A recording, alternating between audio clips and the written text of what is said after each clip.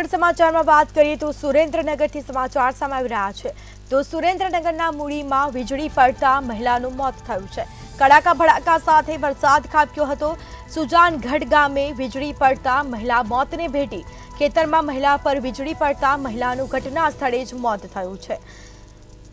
તો કહી શકાય કે સુરેન્દ્રનગર જિલ્લામાં પડેલ કમોસમી વરસાદથી વીજળી પડવાથી આ ઘટના જે બની જેમાં મહિલા મોતને ભેટી છે।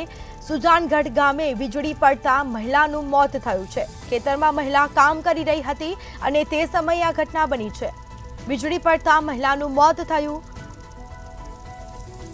તો ગાજવીજ સાથે વરસાદ પડ્યો હતો। વીજળી પડતા મહિલા મોતને ભેટી છે। કડાકા ભડાકા સાથે વરસાદ ખાબક્યો। સુરેન્દ્રનગરના મૂળીમાં વીજળી પડતા મહિલાનું મોત થયું છે।